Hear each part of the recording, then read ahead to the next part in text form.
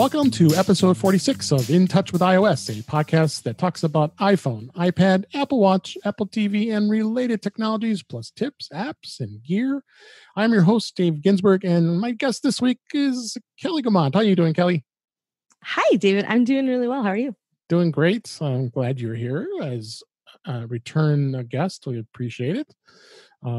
Lots of discussion ahead of us here today because Apple has been very active in the.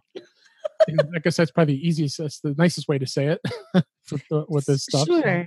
Well, there's been a lot of discussion today. We'll say there has. So we're going to discuss it a little bit in the iOS world in the news. We got a couple articles, and then our topics today are going to be talking a little bit about what we can look forward to in 2019. I mean, we've already got to start here. So, and if we got some top apps, we'll talk about that as well. And I wanted to talk a little bit about HomeKit because I got a lot of Christmas presents and a lot of different plugs.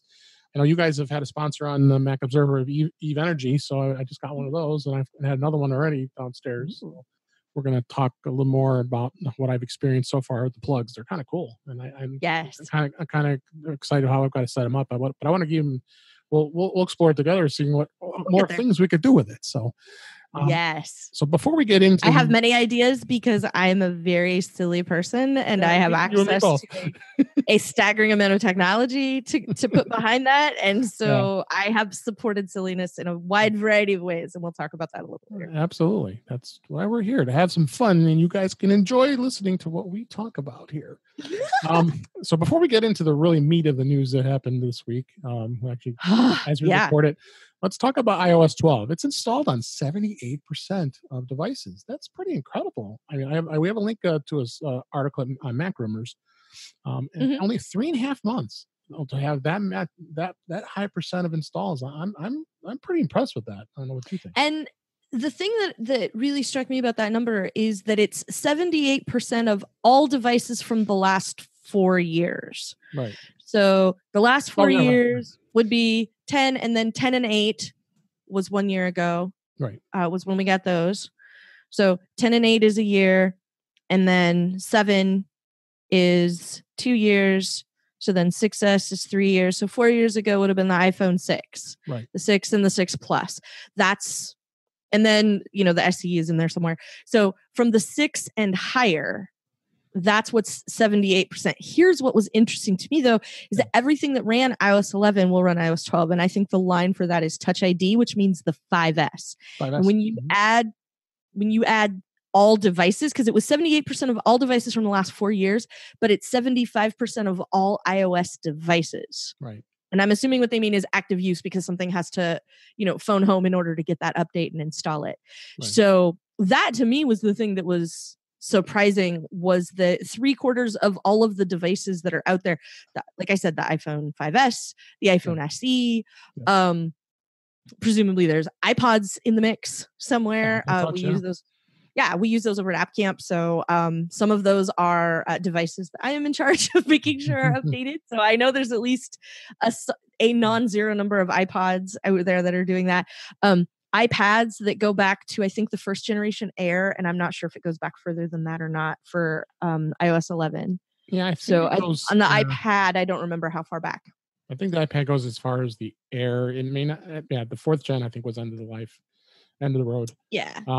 So so many devices, and that and that have been around so long, which I think ties into today's big headline, is that that's a lot of devices that are out there in the world that are still being used, and still being used enough that people are updating to the latest operating system for that device. Yeah. So that's the thing that I think and part of why I think this is so interesting is because of the contrast it has with other mobile operating systems. So, Windows has a lot of weird, mobile, but not really sort of operating system parameters. So they don't have it's hard to nail down like a solid number for like mobile Windows 10 for mobile or whatever they call it. Anyway, I think that's all gone now. So, right. So, it doesn't really matter. And then there's like all those flavors of Android, and there's, sort of Android on all the Kindle devices that are out there because it's Android, but Amazon forked it so that they can make their own stuff.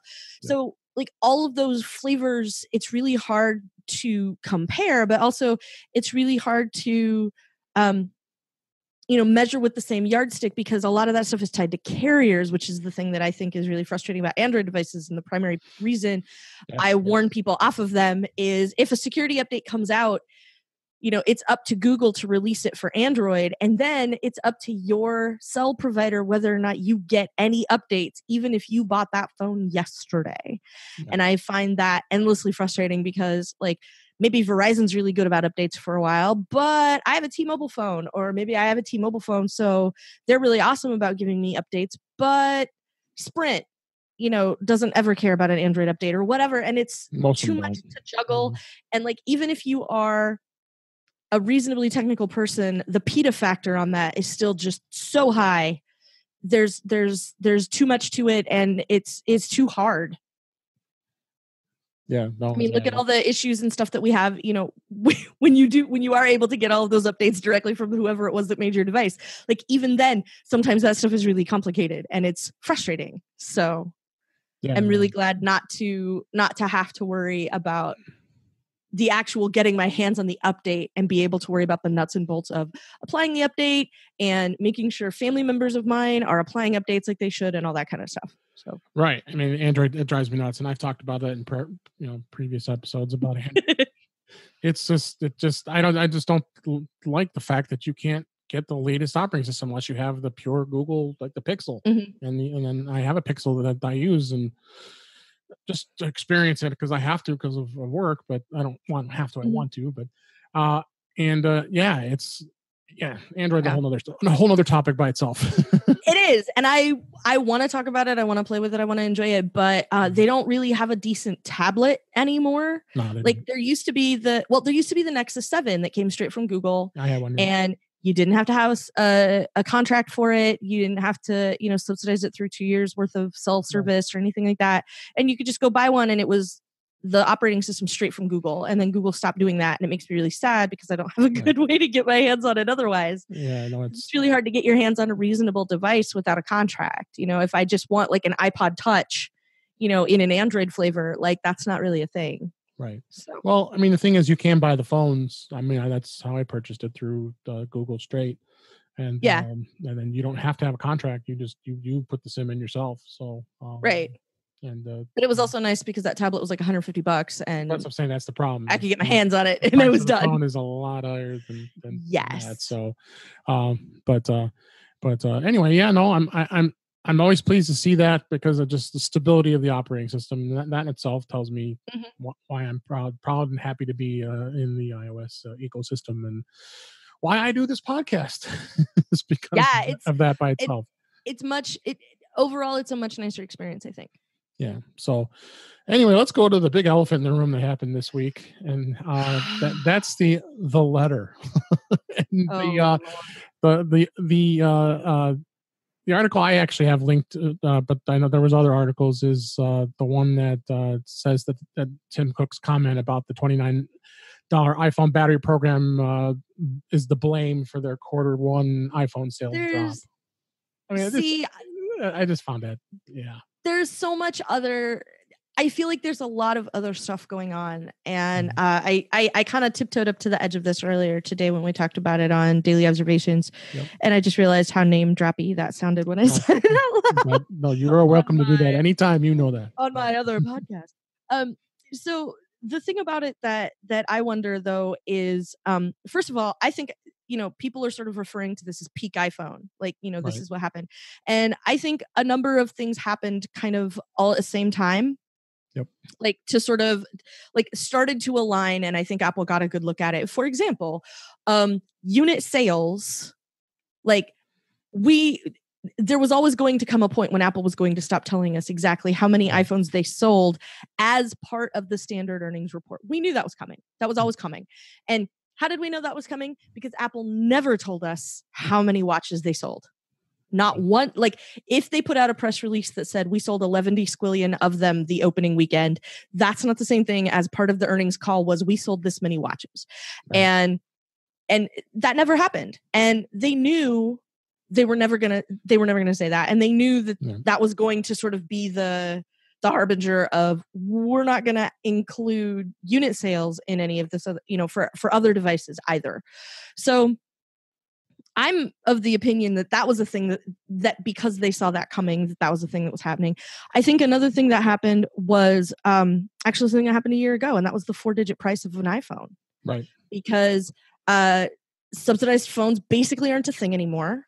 No, that's history. Right. So there's installment plans, which are not the same thing. It's just a separate line item on your bill. I pay $25 a month for my phone or whatever. Same here. Which you can do, and that's fine. Or you can pay for it outright, and that's also fine. But I think mentally, the $1,000 phone becoming a thing last year, we're used to it now. Lots of people bought the tennis match or the 10C. I don't remember what they call the 10 that comes in colors. Because it's wrong. Because it's supposed to be a 10C. Yeah, the 5C. It was the 5C before. Right? And why is it C? It comes in color. Anyway. Yeah. While we're talking about things that Apple's kind of whiffing on, let's talk about naming the new phones. But like that, the first, a 4-digit price, and number one, which people are paying one way or another, whether, and some people have upped their payment plan, like I can pay X amount a month or whatever, and get a new phone, but I have to pay for it over 3 years instead of over 2 years. Right. So a lot of people, and I think also a lot of people are holding on to phones longer because iOS is reasonably mature. You can do a whole lot with it. And iOS, that's all I got to say. Yes, right? And yes, I understand that Face ID is a different way to unlock your phone, but what it is a different implementation of a way to unlock your phone without having to punch a passcode into your phone in order to be able to get into it. So that was like the fundamental change that came with the 10. Some people don't care. Like I have an iPhone 8. My iPhone 8 has a 12 megapixel camera in it. And a 12 megapixel camera is a pretty great camera. For having with you all the time? Absolutely. I had my first digital camera was like a 7 megapixel camera, and it was not this thin, and it really didn't fit in my pocket. I had a Kodak. Remember the Kodak cameras? Yes, the quick take. Oh, and the quick take. Yes, those were great. But like, I can make a reasonably awesome document scan, with this, and do all kinds of other things. Other things beyond just take a picture. Right. Like from boring stuff all the way up to like, my last trip to Disney World, like 100% of the photos I took with my camera, with my phone. And, like they were able at other points to add other things. The first iPhone came with a camera. The 3GS was when we got video. Right. The 4S, the S stood for Siri. And, we got Touch ID, which was the first evolution in unlocking your phone in a secure fashion. Then we were able to take Touch ID and leverage that into Apple Pay so that now you can buy stuff by bonking your phone on the thing, which I love. And I love even more because I can do it with my watch now. And that's unbelievably exciting to me because there's that brief moment of like, I live in the future. And most of the reason for that is because either the checker or the person behind me in line goes, whoa, and is really impressed. So I do it all the time just to get that little hit of like, I'm from the future. But there hasn't been like a fundamental change in the operating system or in the phone itself since. Because there's a lot of little things that happen, like the pedometer got better, I think in the 5, I don't know if it was the 5 or the 5S. There hasn't been a lot of, there's not a fundamental change in something that you can do with your phone or a new feature that's been added that is something that makes people go, oh, I need that. And so when you take the maturity of the platform and then you add that to the price of that platform, people are sitting on it for a while, and the iPhone upgrade cycle is starting to look a lot more like the iPad upgrade cycle, right? Which is not every year. This last iPad update was. I continually tell people if you have the 10.5, it's pointless. I mean, 11. I mean, I do it because I'm a nut and have to have the latest and greatest. But anybody that's using the iPad, the 10.5, and then if you go on the iPhone, even your 8 is perfectly fine. I mean, my 8 is. I had no desire for a new phone. Like, and I wanted a new phone to get a new phone, but it's not like it's slow. It's not like it's clunky. It's not like it's weird. And and there's not like the stuff that I wish I'm a very silly person, and so like it would really be awesome if I could have Memoji, but like mentally I couldn't bring myself to pay $1,000 for a 10 last year, and I certainly couldn't do it this year because my phone's only a year old. Right. So I'm not eligible until next year anyway, at a minimum, like mentally, like it doesn't have anything to do with my cell phone contract or anything. I bought it outright the minute I got it, so I can upgrade whenever I want to, but it's not going to happen until at least the 11 or the 10 SE or whatever they're going to call the next one. So who knows? I mean, this year is going to be interesting. We'll talk about the year. They're super in love with the number 10, so maybe we're just going to get iPhone 10s forever. I don't know. I bet that's going to be an iPhone 11 at some point. Here's hoping. Although nobody would think that if you listen to the news today. Yeah.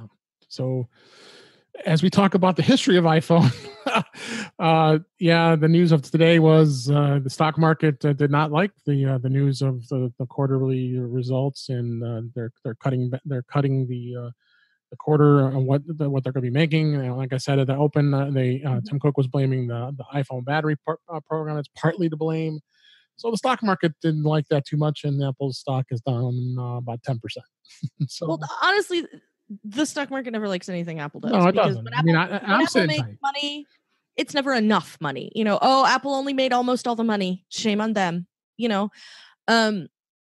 There's never a point, I don't think, where I've ever seen anybody be like, wow, Apple did, really great today. And the way that I tell is if you swapped out Apple for any other FANG stock or any other big tech stock, right? Like Facebook, Amazon, Netflix, Google, Microsoft, Dell, whatever. If you took any of those company names and swapped them in for Apple, is this a news story? And a lot of times the answer is no. And the thing that is sort of frustrating about this is, yes, I understand Apple adjusted their guidance, and it happens. I mean, a lot of companies have done this. I mean, this isn't anything new. I mean, right. But for that stock to affect the entire market, I mean, the market was down, 600 points today. So right, but there's a lot of other stuff happening. Right, like exactly. Apple's not the only stock that's down. The entire market is down, and that's not all on Apple. I'm looking at my iPhone. My stocks, every single one of them are down. I mean, you can see that. I'm showing you on the camera. Look at all the red there. I mean, yeah, and I mean they're all down. Like the market itself there are other factors affecting the market itself aside from Apple and aside from this, and that's part of why the stock is down. But I felt like it was a little like that letter was really long, and it felt like a whole bunch of explaining stuff that maybe didn't need to happen, because it's very easy to just come out with your statement and say, like, we are adjusting our guidance from whatever it was to what it is now, and there you go. Yeah, thank you. Like, it didn't have to have all of the other stuff about there's a bunch happening in China, and there was this battery program and blah blah blah blah blah, and like, I don't need any of that. Like, just tell me the guidance changed. And they also announced the earnings call, which is going to be at the end of the month, and that's all anybody was going to ask about anyway. And, granted, Apple doesn't adjust their guidance very often. I understand that. And they try to be as accurate as possible with their guidance, because they were sandbagging it for a while. Brian was talking about it this morning. I heard China, blah, blah, blah, China, blah, blah, blah, China. Yeah, he got the high points. One of the things that he pointed out is that Apple used to sort of chronically sandbag their guidance so that when the earnings call came out, they always had done much better than their guidance. And then everybody sort of got onto them and went, you're always making, you're always reporting earnings that are X percent more than whatever your actual earnings were. So they got much better about doing it. And then they've adjusted from time to time. It hasn't been a ton, but they're still doing lots and lots of business, which I think is the part of this that keeps getting missed. Is, yes, the value of the stock is less, but Apple sold a lot of phones. Apple sold a lot of iPads. Apple sold a whole lot of watches. Like, I know a lot of it. Again, the plural of anecdote is not data, but there are so many people who got watches for Christmas. So many people. Oh, totally.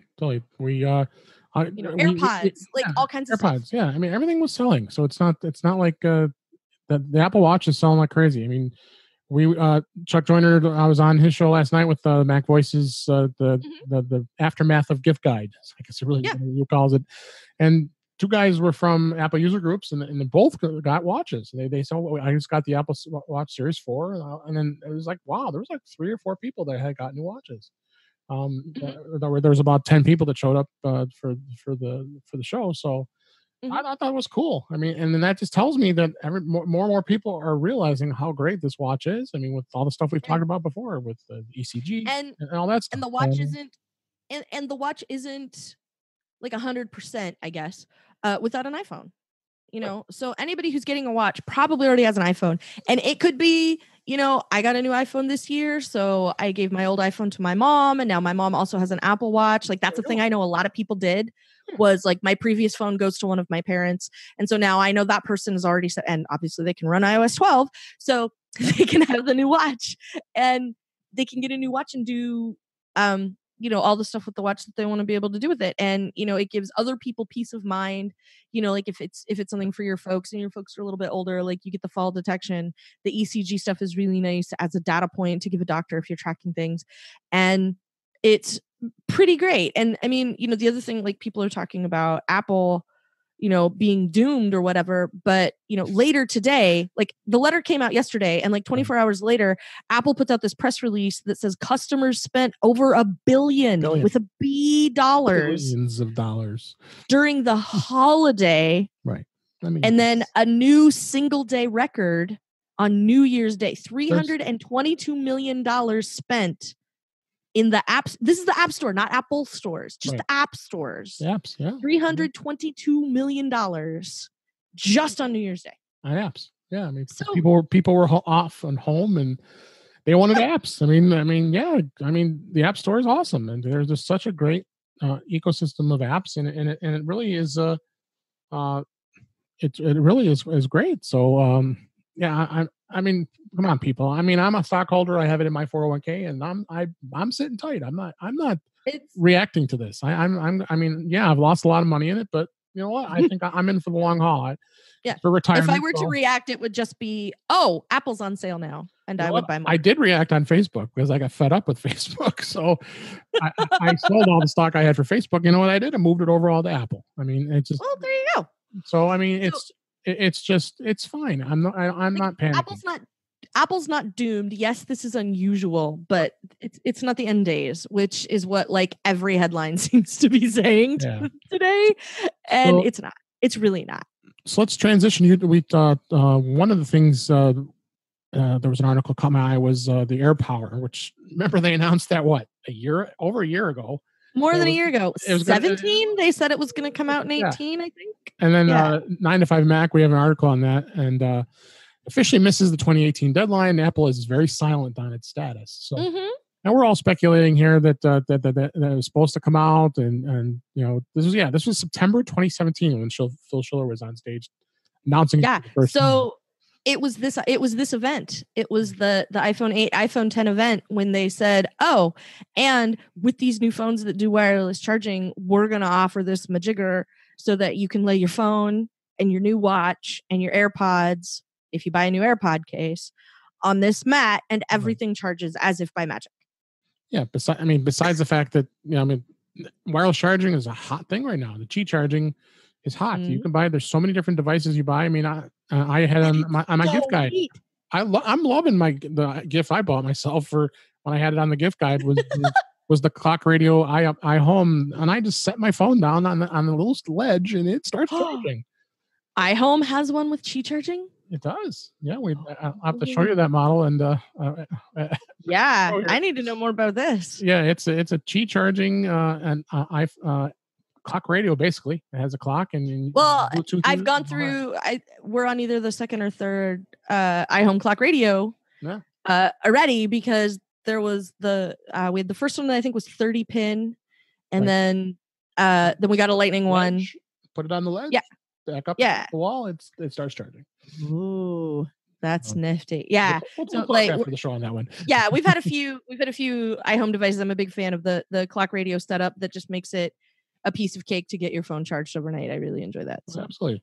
So I had two topics on the Apple Watch. There was an interesting story today. An Apple Watch actually saved a woman that was trapped in a car. I don't know Wow. if you had a chance. I saw that. This actually was. I linked the Mac Observer, our friends and your friends at the Mac Observer. Andrew wrote the article, the brief article, and linked back to the news here, and it basically said she got in some mud or something, and she fell. The car she was trapped, and she just kept saying, "It's up to my chin." And she had her watch up, and she was able to signal her phone and be able to make a phone call to 911 from her watch.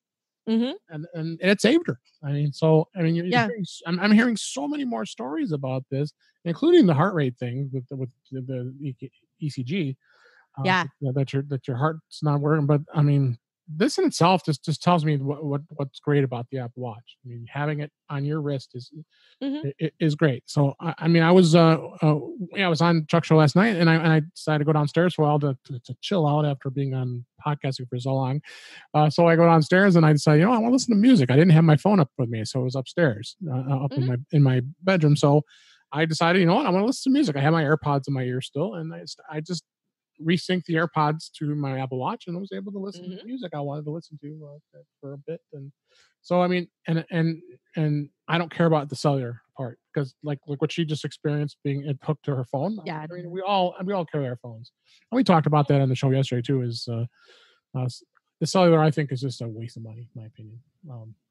I have yet to find a need for it, and I think it might be because I stopped at the 8 physical size. Like, I don't have a bigger phone than an iPhone 8, which is too big a phone in my estimation, because I have teeny little hands, and then get the as a woman, right? And as a woman who wears women's pants, I'm mad about the pockets, because I haven't been able to fit a phone in my pocket in years, and that's a story for another day. That's a story for another podcast, to be completely honest. I think we get to do a side podcast with all these topics you can become up. And welcome to the David and Kelly Podcast Network. Yeah. So, but the thing about it in particular is that I'm not at the point where it's inconvenient for me to carry my phone around with me. Now, I also don't spend a bunch of time like running with my phone buckled to my arm or anything like that. Like, I have a pocket in my like exercise clothes where I can put my phone and it's all fine. So I don't have to worry about that much. But so I never found a way either. Like, I have a Series 4, it's Wi-Fi only. Same here. I haven't, like you, I just haven't found the value in it. If I were a person who did a lot of running and distance stuff, maybe, and I don't want it slapping against my arm for 5 miles or 10 miles or whatever. Like, I know people who are runners who do like marathons and things who are like, and they're like, the cellular in the watch is the best thing that ever happened to me, because they can still get all their same information and everything out of their watch without and leave their phone at home. And that's awesome. And I'm glad for those people. It's just not my use case. I don't think that that doesn't mean it's not for anybody. Which is the thing a lot of people do is go. It's attached to my hip. Yep. Probably my belly. I always have it on me. It's just I'm obsessed. I shouldn't admit to that, but I mean, this thing is with me 24/7 basically. Yeah. And I'm always usually near it. So, but what I find convenient is, like, say I leave my phone on my desk and I go upstairs to fill my water bottle or something, because my office is on a different floor of the house than the kitchen. So I end up in the kitchen a few times a day doing different things.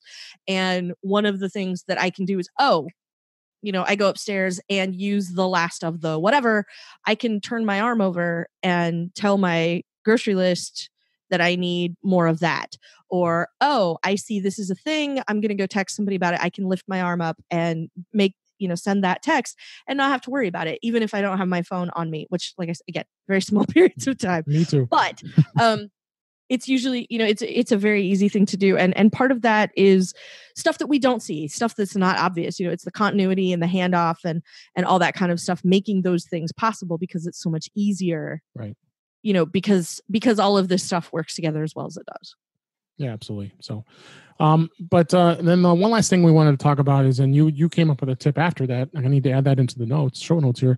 Is I don't know if anybody was aware of this, but I was up for New Year's right at the stroke of midnight when we came to the New Year in the Central Time Zone, and it's so cool because you look at your watch and all of a sudden the fireworks are going off, and I have an actual screenshot of when it happened. But you said there's other ways of that it pops up too, right? Well, I did not have my watch on at midnight. Right. But so the next day I had a notification that said Happy New Year, Kelly. And when I tapped on it, it would run fireworks on my screen during that. How'd you get the notification? Just the next morning when I put on my watch, it buzzed me and it said Happy New Year. Oh, it's so it waited because it knew you didn't have the watch on. Yeah, because it was charging. Right. So I ended up with it later. And so like the next morning when I got up and put on my watch, I noticed I had a notification and I tapped my notifications. It said Happy New Year, Kelly. And I tapped on it and it gave me fireworks. So that was pretty nifty. I liked that it was on there. You know, yeah, it was fun. That was fun. And I had forgotten about it, but then as I was sitting watching the New Year's shows on TV and looking, always checking Twitter and Facebook, and people mentioned it, it's like, oh yeah, oh wait, I got to make sure I look at my watch. So and I was able to get a screenshot of it. So yeah, and it was cool, and it was one of those things that's like nifty and unexpected. Yeah. And hey, isn't that nice? Come on, we're geeks. We love this stuff. What can I say? Yeah.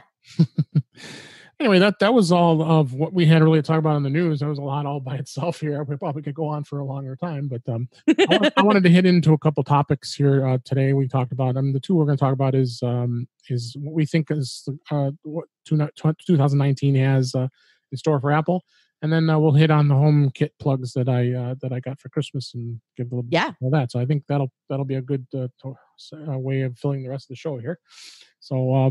I got a link to Macrumors. They actually wrote something about this, and I guess you and I can just kind of make some comments and discussion about it. Again, we just talked about AirPower, so I would venture to say that's got to be coming. It just doesn't make sense to me. Mm-hmm. It wouldn't be. The thing is, you have the only thing that really has to be updated is the AirPods and the AirPods case, and they've been talking about that the AirPods case was going to get sold as a separate accessory. If you already have the AirPods, so you could update if you want to or buy new ones. So I would think that's one of the things they have to be looking at. I mean, or they're not. I mean, maybe they're content with the third party companies that are making the charging devices now. For both the iPhone and the Apple Watch, what you think? Yeah, I feel like it's probably still coming. Yeah. My hunch is that there is a not logistical, but like a mechanical reason. Like that's what you can do this, but it gets too hot. Or whatever. I know Renee Ritchie over at iMore had a breakdown of like the sort of the history, which I have to air quote because we still haven't seen them yet, but the history of the AirPod, of the power mat. And, it was announced, this is what they showed us. We did for a while have the option to buy a new charging case for AirPods so that it would be compatible with the power mat. And all of that stuff sort of went away. And I think what I've seen is that part of that, was like, as best anybody can tell, is that, it was basically a heat issue, and you don't want something like this that you could, you can have one, but only if you're going to put it on a granite countertop. Like that's not a great way to sell a product. So, it's probably something like that, like getting enough power to charge a watch and AirPods and a phone or a couple of phones or, whatever capacity that they want to be able to get out of this device. Yeah. To be able to do that and, not have it melt the counter underneath it or, whatever, like that seems like, probably a good idea. So I imagine it's something along those lines.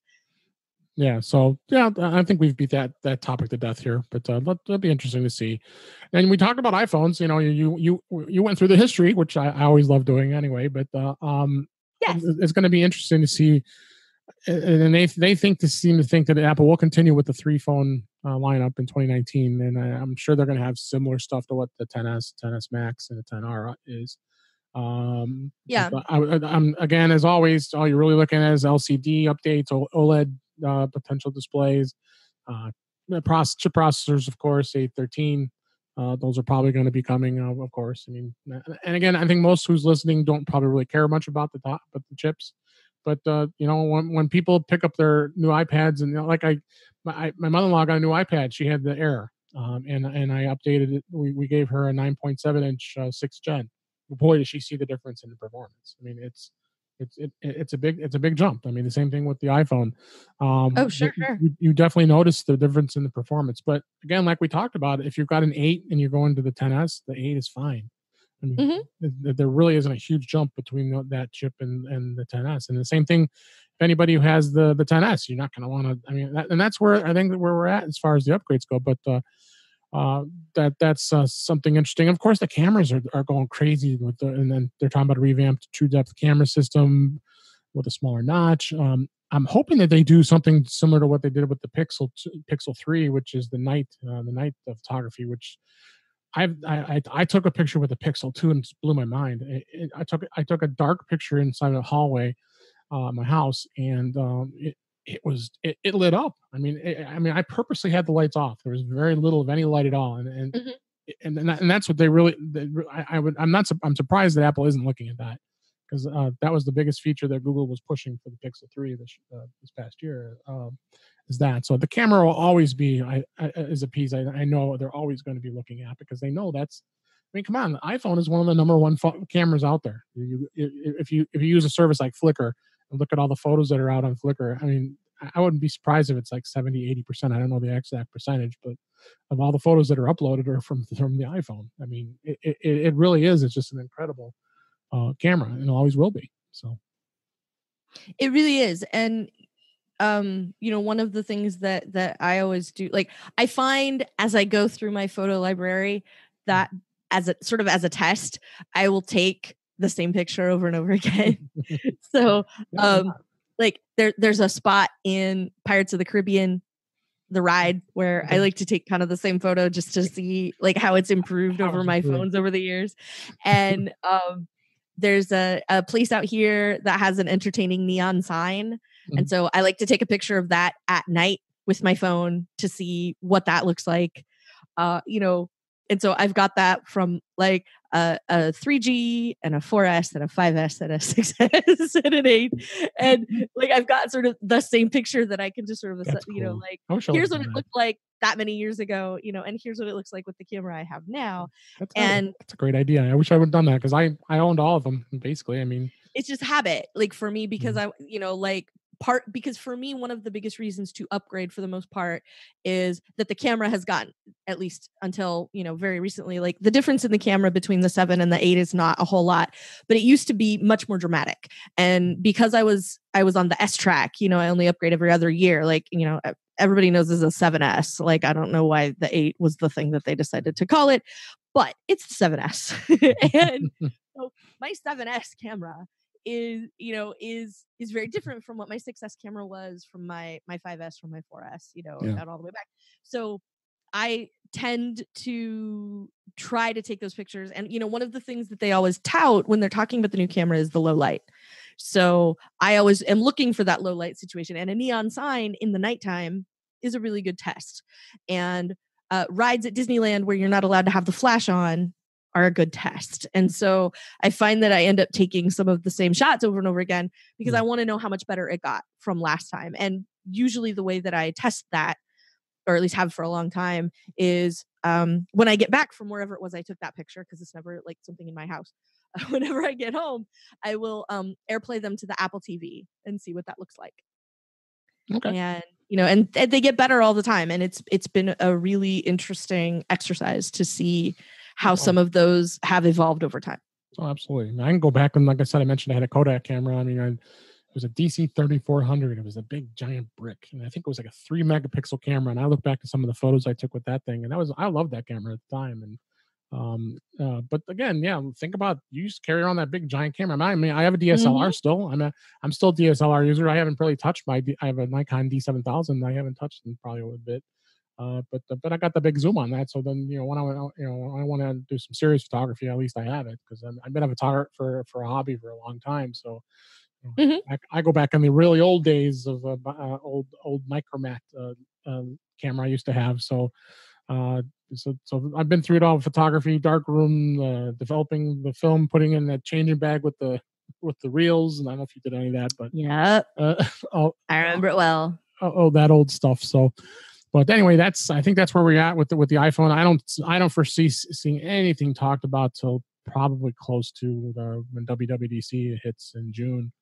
In my opinion, I just don't see it. I mean, they've got to focus on getting the sales up on what they've got now. So, and what they've got now is awesome. I mean, I still think the 10R is a great phone. I mean, if you're in the market looking for a phone and you don't have one, or if you've got a really old one, the 10R is perfectly fine. I've talked to a few people. One person just was at work. I helped him the other day. He switched from Android to iPhone. I said, "You got the 10R," and he loves it. He thinks it's great. So, just had to help him get the work email on, because you're not used to where you go things and the way apps are downloaded for Android versus iPhone. I mean, it's so much easier on iPhone. Process. It really is. Yeah. So, anyway, we can touch real briefly on Apple TV. I don't see that going anywhere. I love my Apple TV. I think it works great. It also incorporates into the HomeKit, which is kind of cool.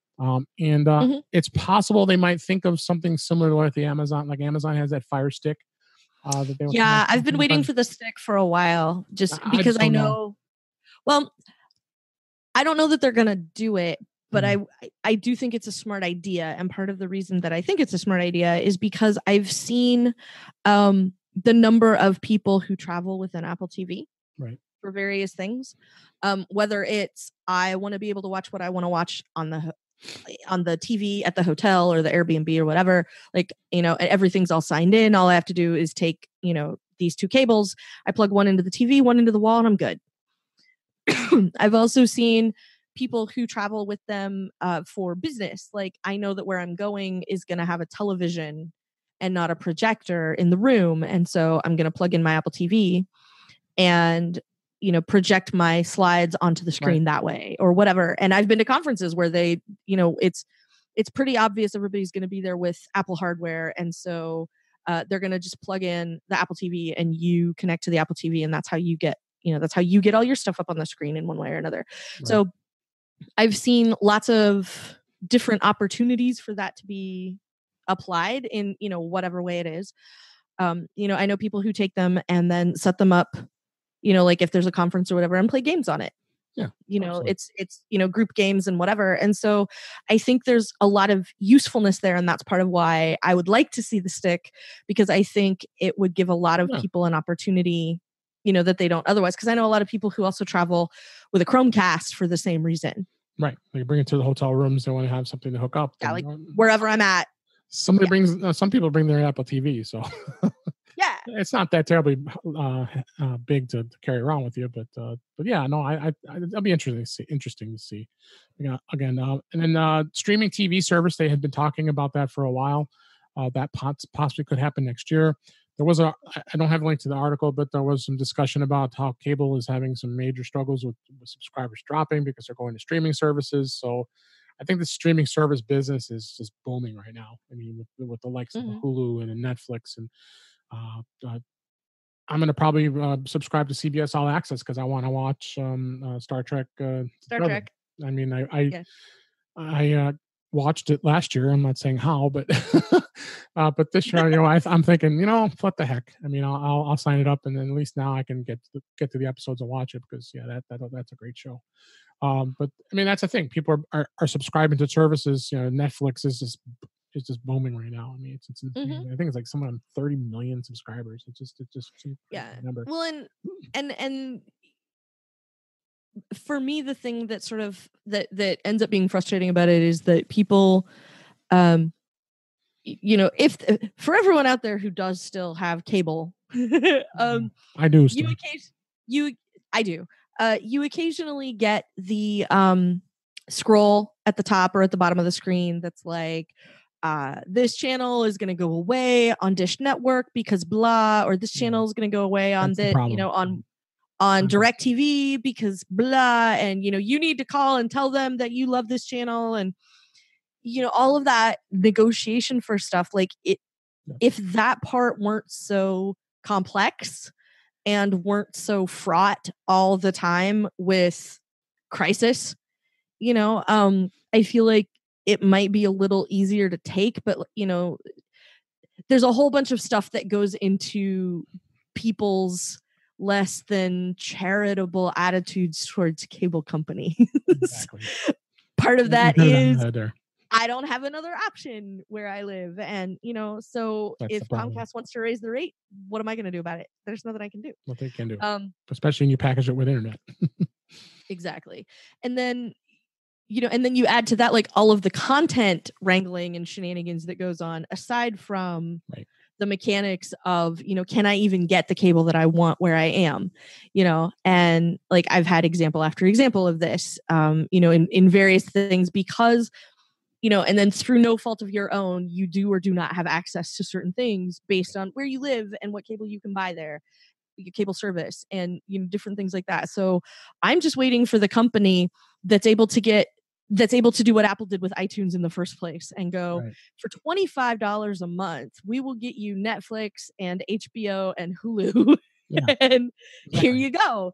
And that's not, which is just the same thing that cable packages are doing, but for digital services. And I feel like we're going to end up there, and nobody wants to be. Everybody's going to have subscription fatigue otherwise. And what are you going to do? It's going to be hard to avoid. And that's why I think Apple's, it's interesting that Apple wants to dive into this head first here with content. Yeah. I mean, they're producing their own content through. Well, and it's their own content. Like, that's the thing to me that is sort of attention getting, because, we always kind of figured they would get at least a good amount of ABC programming, given the relationship they have with ABC and Disney. Right. So, there's a good chance that it will be very easy to get Star Wars movies on your Apple TV, pretty easily. That was never going to be a question.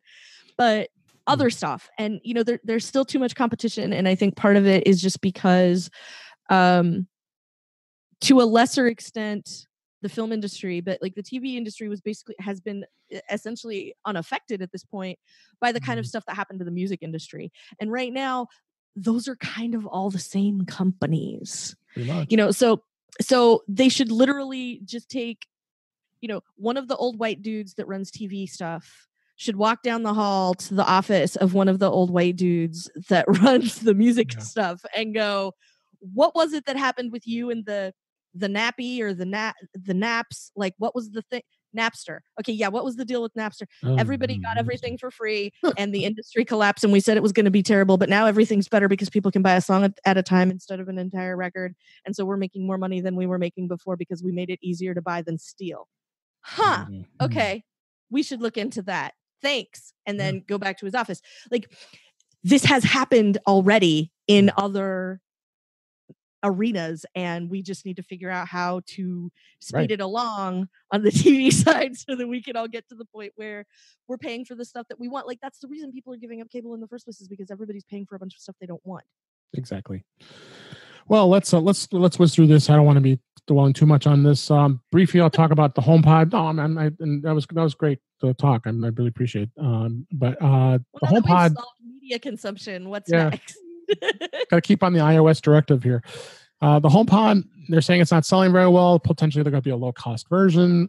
I don't know. I bought it for $249 at Christmas time. So I mean, they were selling it $100 less than what it's available. So who knows where that's going to go? HomePod is this kind of a niche market, with especially everything going on with the Amazon with their Echo devices, and so that in itself is Well, I think part of it is sometimes people are thinking about the HomePod in a different way because they're trying to think of it the same as an Echo Base, and it's not the same. Right. It's a really awesome speaker that happens to have an assistant built in, which is not the same as the Echo line of hardware, which is we're selling you an assistant that happens to have a speaker so you can hear it, not because it sounds particularly great or anything like that. So, it's a nice speaker for people who have not solved that problem already. And they look super cool.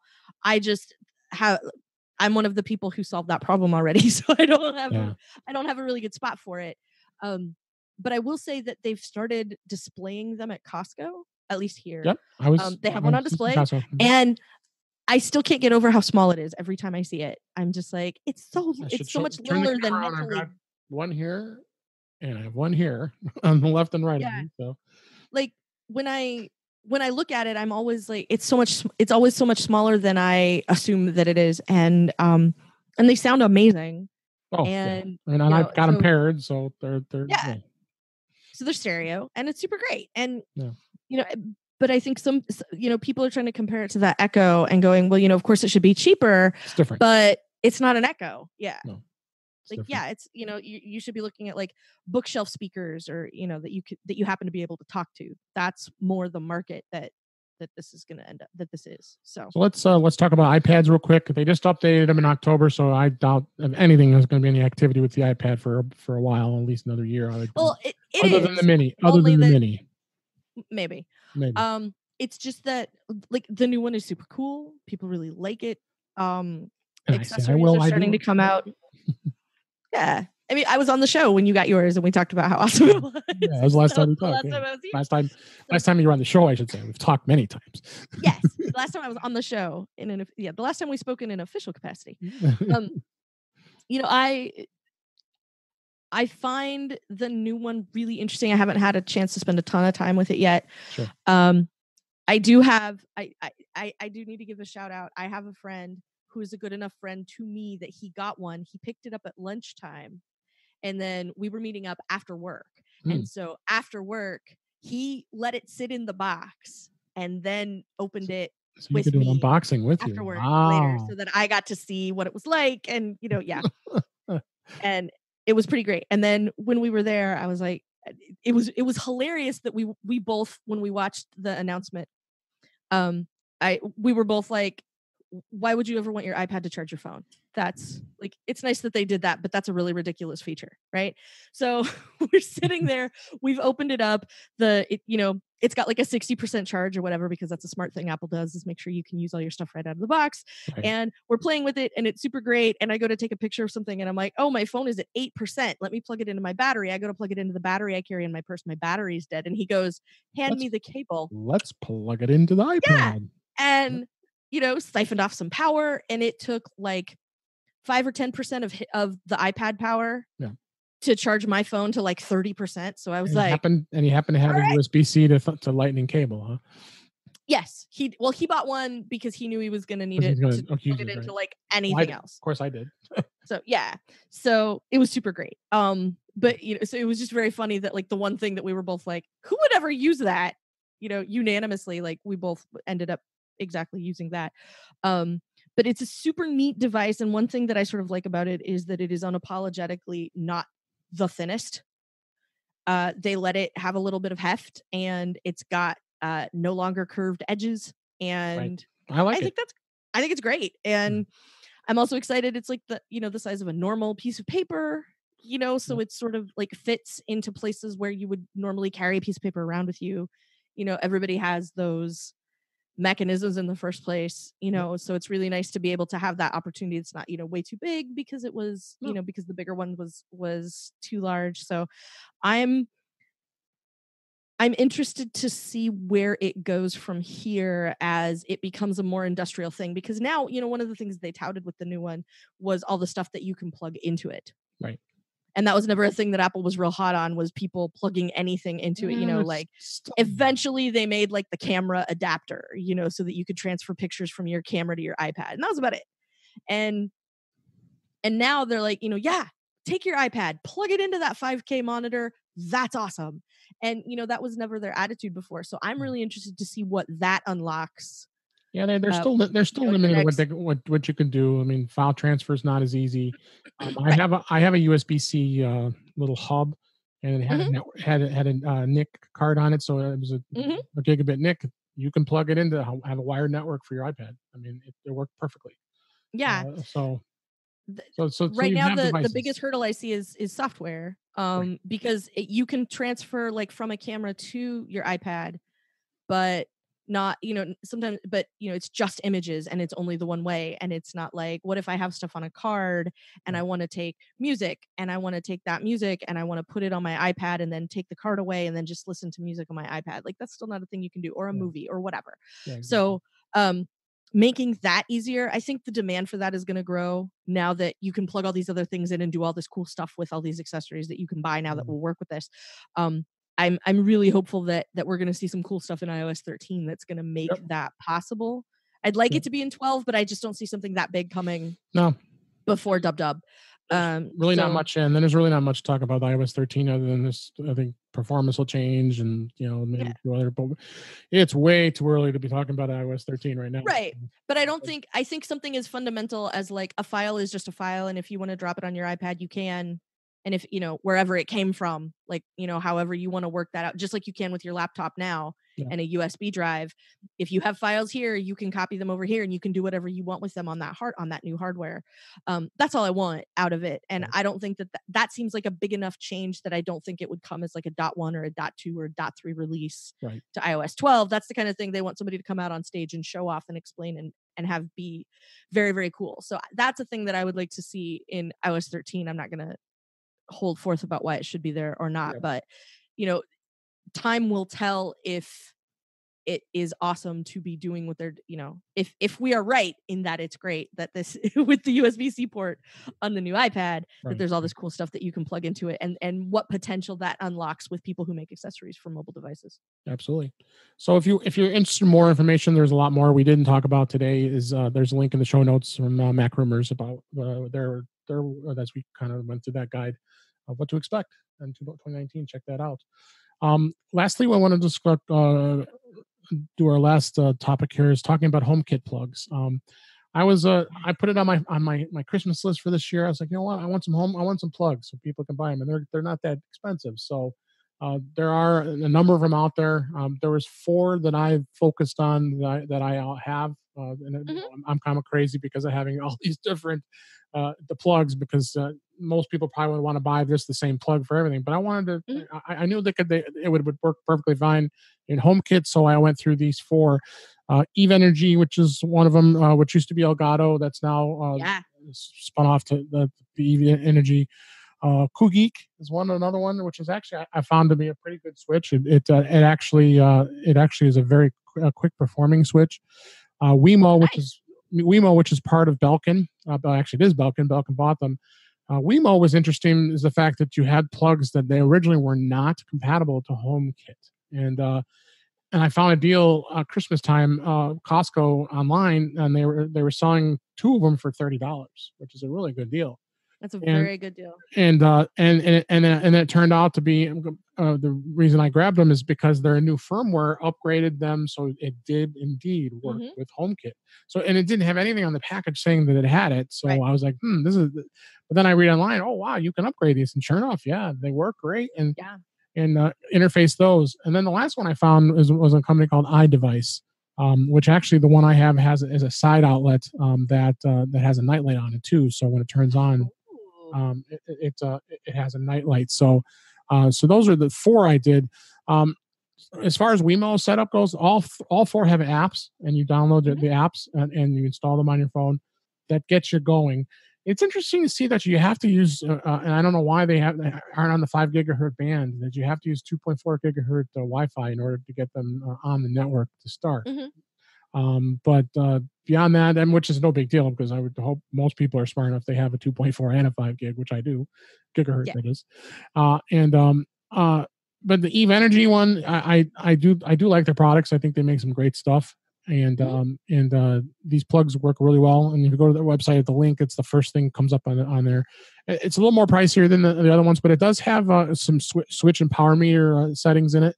It projects costs, and so you can go in the Eve app and do that, as well as you go into the HomeKit app. The HomeKit app is very simple. It's simple. It doesn't have a lot of stuff in it. So if you wanted to get it more advanced with some of the other apps with each of the plugs, you definitely should check that out. And then the same thing with Wemo. They have their own app, and you can go in and like I said, they have it on their homepage now. We are now compatible with Apple Home. So because it was crazy that they weren't, and I'm sure they were not getting good sales because of it. So absolutely. That's all these are. They're just plugs. I wanted to get into. I was looking at a switch. I wanted to do a switch, but unfortunately, where I wanted to put the switch didn't have the proper wiring, so I couldn't do it. Oh yeah.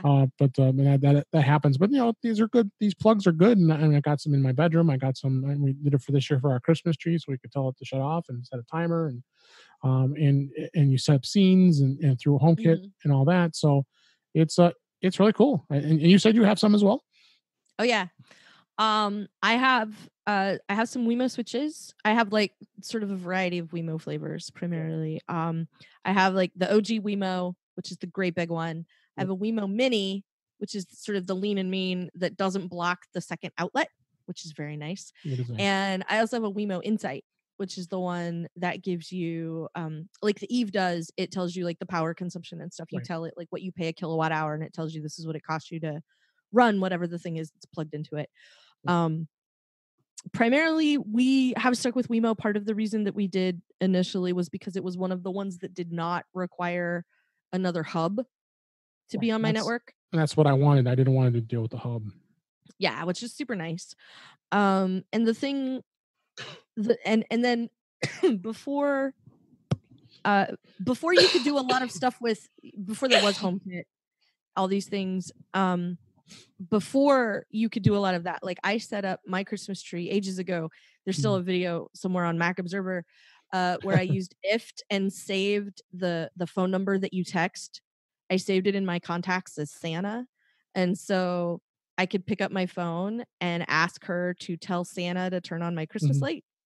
And so then it would send a text message, and whatever it doesn't matter what the text message says. So it would send a text message to this if this then that phone number, and then the if this then that phone number would trip the Wemo. That's fun. So I have a little video of like me going, tell Santa to turn on my Christmas lights, and she goes, want me to send it? I'm like, send it. And then a second later, the Christmas tree lights up.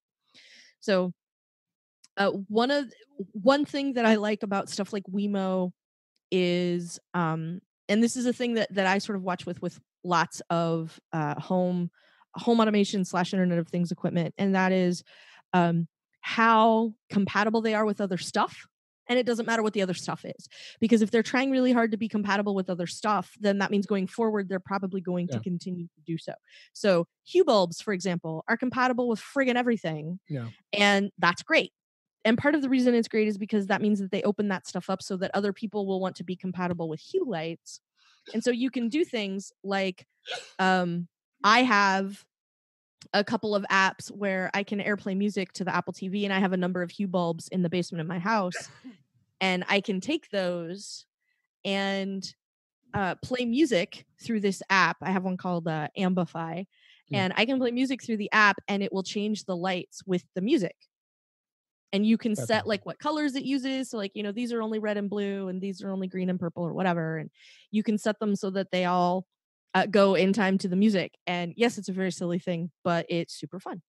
And it is fun. But I also like, you know, I like that I've always been able to tell them through the A-Lady, I can run all the Hue bulbs, and with the Smart Things hub, you can run all your bulbs. And you know, if you had some other sort of home automation, you know, brain that's like the hub that's supposed to control all the different stuff with automation and timers and all of that, like whatever that is, you can probably run your Hue bulbs with it. And that's the kind of stuff that I look for, because we still haven't had the real VHS Betamax slugfest over like what standard is going to win. Boy, that's going back. It is. I like to kick it old school, yo. And but that's the kind of thing, you know, like Blu-ray and HD DVD, you know, there's always like two competing technologies, and you have to sort of wait and see what's gonna like take over. And we haven't really had that yet. And so there's still, you know, there's Z-Wave and Zigbee and Mesh and all these different like networking protocols that can be used for all this stuff to work together. And you have to make sure that everything works with everything else that you already have. And so, you know, as you get more stuff, it gets a little harder to bring stuff in, because you're not always sure how well it's going to work with all the other stuff. So now some stuff doesn't need to work together. Like my light switches don't have to have anything to do with my thermostat, for example. Like it doesn't matter to me if those two can work in conjunction. Somebody else it might. But you sort of have to watch for that stuff. And, you know, the awareness of it is really just a matter of being able to kind of dig in and find out. And one thing that I really like, I haven't set any up yet. I have railed against HomeKit in the past, so I don't have anything set up in HomeKit yet. But one of the things that made it so hard to buy HomeKit stuff for a long time is that Apple wanted to make sure that it was certifying things as HomeKit compatible. And part of that certification meant security. So it means that somebody can't just roll up to your door and go, "Hey Siri, unlock the door," and walk into your house. True. And I just said it, and it just tripped my phone. I can, The one time I go, the one time I The one time you forget to not say the hey yes lady. lady. Yeah, hey lady. So yeah, that's one of the things that we'll just mark an edit point there. You can fix it later. Fine. I think people won't complain. Well, if they do, you look forward to their letters, right? That's right. So, like the security part of it is also a really important piece, particularly when you're talking about things outside your house, like a door lock or some other way that that somebody can who maybe has less than savory intentions, may want to do something to your house, and that can be hard. And so figuring out how to make that stuff work well and be secure and be something that can be used by anybody who lives in your house, like that's the other thing. I think everybody kind of has a situation where either they're the, sort of the admin for the IT guy for everything in their house. Right. Or they just take it all to the person who is, at my house, it's me. I'm the one that has to make sure like the Harmony remote is set up and that the Harmony remote runs the lights when you push the movie button, that it makes sure everything gets dimmed. And, I'm the one that has to make sure like when daylight savings time happens, I'm the one that has to make sure the lights go on at the right time and not an hour off from what the right time is supposed to be and things like that. So, it can be, it can be hard to have to kind of do that stuff. And it's much nicer when that's not, it will be much nicer when that's not the case. And one of the things that HomeKit makes a lot easier is getting those things set up. Absolutely. Well, let's wrap this up because this went long, but I don't mind because you are just such a wealth of knowledge, and we're just so good together here with talking about all the stuff we talked about today. Yeah. As far as any of the HomeKit stuff, this might be another topic of another show, and maybe I'll have you on again, and we'll do a little more with this. So I'm glad I was able just to. All I really wanted to do is dabble in it, do a little bit. I don't have a thermostat or any of that stuff or the bulbs yet, so I thought I wanted to start with the outlets and the plugs, and I think it's a good start for anybody. And I have really links. is, and I will jump in and say that part of why I recommend doing something like a Wemo switch or I know Amazon has specials on outlets that's where I bought them. That's where I came. Yeah, that are they usually have a deal like every couple of weeks or so. You'll see a bit of a discount on one that works really well with the A Lady, and it's really nice because the install is just you unplug the thing from the wall, you plug in this new outlet, and then you plug the thing into the new outlet, and now you can boss it around with your phone or with your voice or whatever. And so that's all the installation there is. The setup is really minimal from a software perspective, and you don't have to know a lot of stuff or do a bunch of troubleshooting or anything in order to do that. Like I did a home automation show with Chuck Joyner about a year ago, I think, or more. Yep. And that was my recommendation. Like if you want to try it out, go buy a Wemo switch, go home and plug it in. And that's what I did. And plug it into that thing that you always want to use that is very inconvenient to use, and plug that in and have that working for you. And then, see how you feel about it and then go from there. And it gives you a really good way to get your feet wet. And so, this is always a really nice way to do it. Like one of the places I have a Wemo right now is I have a hot water boiler. Just one of those big dispenser, that sits on the counter and you push the button and hot water comes out. And it comes on every morning before I get up so that there's hot water waiting for me. Nice. So I can make tea every morning when I come down the stairs. It's just ready to go. And it's like a really small thing, but it's so much better because I don't have to stand around and wait for the water to boil. It's already done. And so now I know it's there and it's hot, and all I have to do is hit the button and, now I have tea instantly. It's great. And that's what's great about you being able to access this with all your iOS devices, with your iPhone and your iPad. We'll jump into it. So Kelly, tell everybody how they can get a hold of you and where they find you. Well, you can find me on Twitter. You should find me on micro.blog. I am Verso in both places. You can also find me volunteering and talking to people about App Camp for Girls at appcamp4girls.com. We are always looking for donations. So, and we are a registered 501c3. So, I donated. Yay. Yay, thank you so much. And if you are interested, you can always go there and find out about other ways that you can help us as well. We are in the midst of a fundraising drive right now. So one thing that I can tell you is that if you go there and you say that you heard about it from me on In Touch with iOS, I know that you will get something special in the mail. Oh, nice.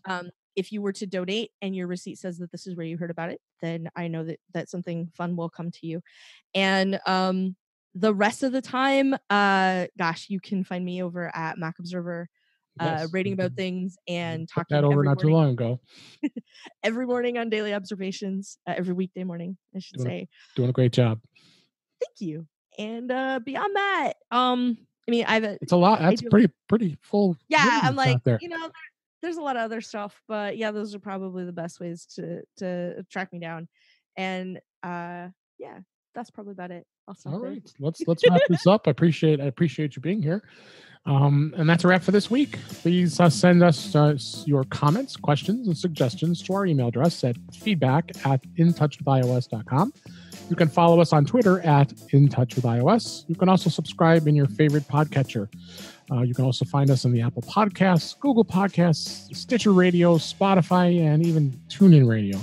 Or better yet, go to our website, InTouchWithIOS.com, where all the links are there for you to be able to listen to us. I am Dave Ginsburg, and then you can find me on Twitter at DaveG65. Kelly, again, thank you for joining us this week. We had a blast. Thanks so much for having me. All right. Thanks for listening, and stay subscribed.